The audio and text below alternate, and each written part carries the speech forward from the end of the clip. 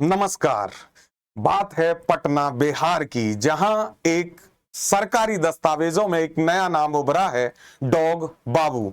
जी हां, बिहार सरकार ने एक कुत्ता साहब को सरकारी आवास प्रमाण पत्र जारी कर दिया बिना दस्तावेजों की जांच किए।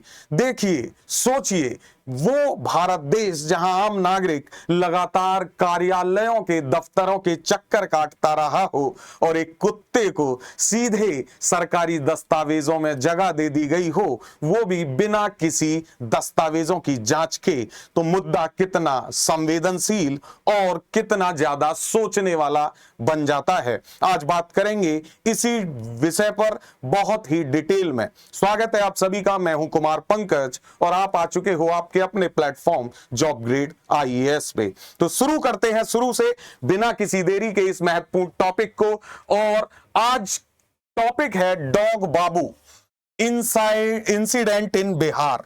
क्या है ये मुद्दा, इसको डिटेल में कवर करेंगे। Dog Babu incident in Bihar, a lesson in governance, accountability and digital oversight. जहां लोग चक्कर काट रहे हैं दफ्तरों के सामने, वहीं ऑनलाइन एक ऐसा कारनामा हुआ है कि डॉग बाबू कह रहे हैं कि हमें भी अब सम्मान दीजिए। दोस्तों, बात क्या है, कंटेक्स्ट है, आपको पता होगा बिहार में स्पेशल इंटेंसिव रिवीजन चल रहा है, यानी एसआईआर की प्रोसेस चल रही है, जो इलेक्टोरल रोल्स को बिहार में डिफाइन करती है। और इसी के तहत रेजिडेंस सर्टिफिकेट चाहिए होता है प्रत्येक व्यक्ति को, और एक ऐसा ही रेजिडेंस सर्टिफिकेट जारी हुआ नाम से डॉग बाबू, और ये सच में एक कुत्ते के लिए जारी कर दिया गया बिहार सरकार के द्वारा। दोस्तों, कहां हुआ ये? आरटीपीएस पोर्टल के थ्रू, यानी right to public service portal, जो एक ऑनलाइन प्लेटफॉर्म है और ये सिंप्लीफाई करता है सर्विसेज को नागरिकों के लिए। उनका कास्ट, इनकम या फिर रेजिडेंट सर्टिफिकेट बनाना हो तो लोग आरटीपीएस पे जाकर अप्लाई कर सकते हैं और बड़ी ही आसानी से अपने सर्टिफिकेट बनवा सकते हैं। इसी आरटीपीएस पोर्टल पर यह घटना घटी, जिसमें कई सारे पहलू शामिल होते हैं। डिटेल्स में अगर जाएं इस इंसिडेंट की, तो तारीख चलना होगा जुलाई 24 को, जहां एक रेजिडेंस सर्टिफिकेट जिसका नंबर है BRCCO/2025 एंड नंबर है 15933581, ये इशू किया गया रेजिडेंस सर्टिफिकेट डॉग बाबू के नाम पर। आप यहां इस रेजिडेंस सर्टिफिकेट को, यानी निवास प्रमाण पत्र को देख भी सकते हैं। और इधर देखेंगे, यहां पर 24 जुलाई की तारीख दी गई है, कुत्ते का फोटो है, प्रमाण पत्र संख्या का नंबर है, और इसमें कहा गया है कि प्रमाणित किया जाता है कि डॉग बाबू, पिता का नाम है कुत्ता बाबू, माता का नाम है कुतिया देवी, और इनका एड्रेस पूरा दिया गया है। बिहार सरकार का पूरा ये जो एक सर्टिफिकेट का एक परफॉर्मा है, वो पूरा इशू किया गया बाकायदा डेट, क्यूआर कोड और सिग्नेचर के द्वारा।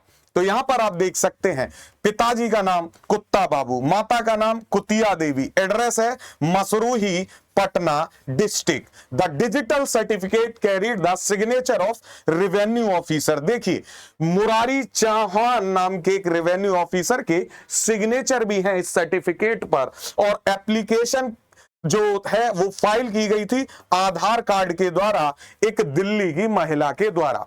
आप समझिए कि आधार कार्ड दिल्ली की महिला का, और ये पूरा सर्टिफिकेट बना डॉग बाबू के नाम पे।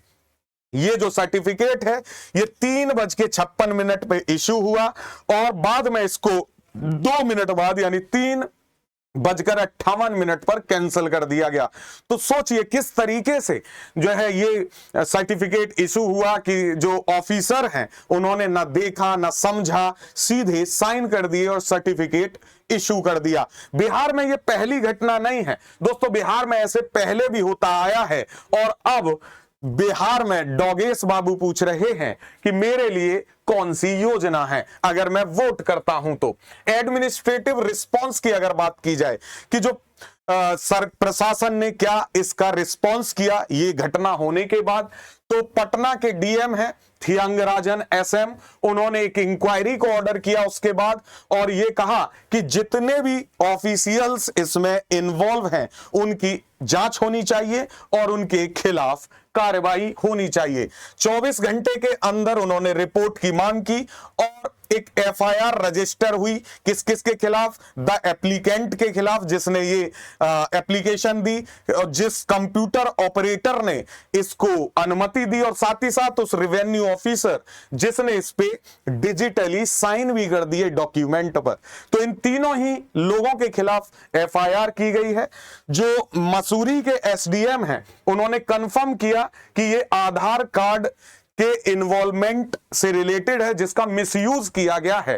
तो इस तरीके से प्रशासन मशीनरी ये सब होने के बाद अब जो है एक्टिव हुई है, अब वो तेजी के साथ काम करना चाहती है। लेकिन अब क्या होता है, जब चिड़िया चुग गई खेत मेरे प्यारे दोस्तों, और इस तरीके की घटनाएं हमें याद दिलाती हैं कि प्रशासन की व्यवस्था कितनी लचर हो चुकी है। देश में कोई कुछ देखना ही नहीं चाहता, कोई रिस्पॉन्सिबिलिटी लेना ही नहीं चाहता। अगर ये मुद्दा इतना बड़ा नहीं बनता तो क्या ऐसा होता कि इस पर इंक्वायरी बैठ पाती?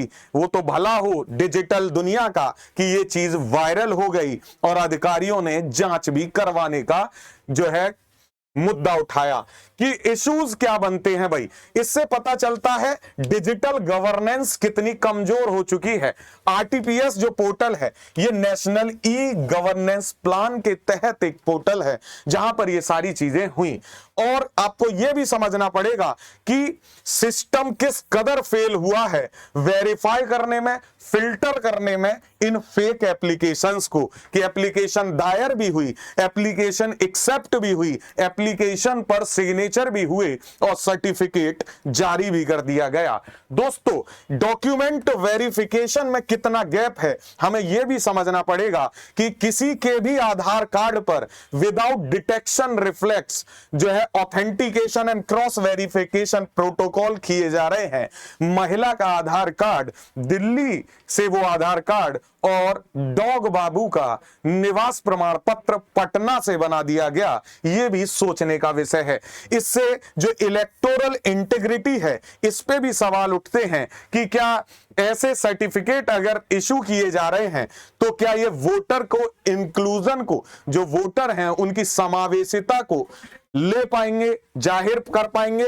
और जो क्रेडिबिलिटी है वोटर लिस्ट की वो कितनी क्रेडिबल है कि अगर इस तरीके से सर्टिफिकेट बन रहे हैं तो क्या हम भरोसा कर सकते हैं कि वोटर लिस्ट जो अभी तक बनी है वो सही और पारदर्शी है? सोचने का विषय है प्यारे दोस्तों। आप इस बारे में क्या सोचते हैं मुझे बताइएगा। और ये मुद्दे को आप पहले से समझ गए थे, जानते थे, या अभी आपको हमारे प्लेटफॉर्म के द्वारा पता चल रहा है?